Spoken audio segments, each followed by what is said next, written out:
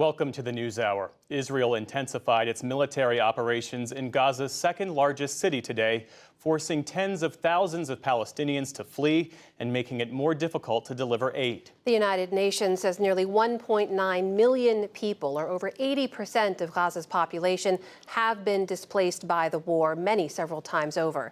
They're now crowded into small areas in south and central Gaza, with the humanitarian situation worsening by the day. Southern Gaza is now the center of the war, and once again civilians bear the brunt, caught between Hamas hiding among them and Israel's bombardment.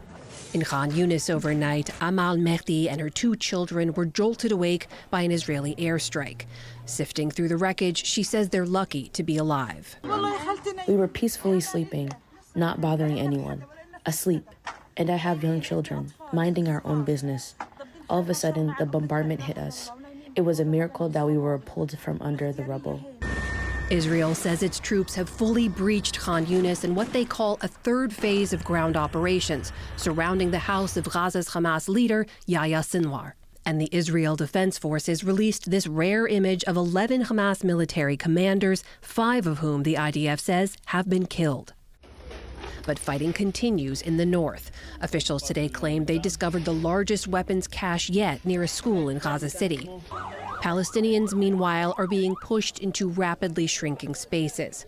Mohammed Hamel fled his home in the north. They told us to go to the south because it is safe.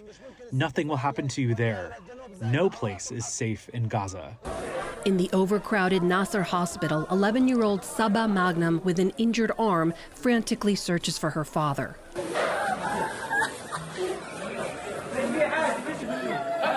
Her younger siblings collapse into tears when he's found. They're told that he's just injured his leg, but they cling to their father, injured in an airstrike at a Khan Yunis school. We were at the school. They hit us twice. It landed on us and on my father. Then they all got injured. 5-year-old Amir was there. I went into the classroom and went to play with my friend. Then suddenly, I heard a sound going boom, and we ran. Father. A big rock fell on Father, hit him here, and a big rock fell on me here. Hospitals elsewhere have become funeral grounds. Mourners gathered outside this facility in Deir al-Balah, reciting prayers beside dozens of bodies lining the street. According to Doctors Without Borders, hospitals are running critically low on fuel and medical supplies, with some 200 wounded brought in every day.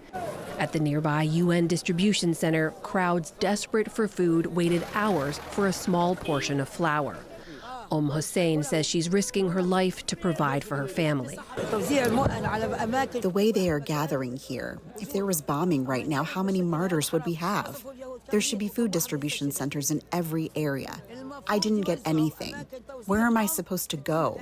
There is a heightened risk of atrocity crimes. In Geneva today, the UN's human rights chief, Volker Turk, described the situation in Gaza as apocalyptic. Some 1.9 million out of the 2.2 million Palestinians have been displaced and are being pushed into ever-diminishing and extremely overcrowded places in southern Gaza in unsanitary and unhealthy conditions. And humanitarian aid is again virtually cut off as fears of widespread disease and hunger spread. Meanwhile, the future of post-war Gaza remains uncertain. After a report that Palestinian Authority President Mahmoud Abbas said he would be willing to assume governance, Israeli Prime Minister Benjamin Netanyahu posted, quote, "Those who educate their children for terrorism, finance terrorism, and support terrorist families will not be able to rule Gaza after eliminating Hamas." Whatever happens next, Gazans like Mai Salim are determined to stay there. Sheltering in a tent city less than a mile from the Egyptian border, she says she'd rather die than move any further. For us, this is the last stop. After that, if they want to forcibly displace us, we will not leave. They can kill us right here, but we will not leave our land and our entire lives. We will not do that.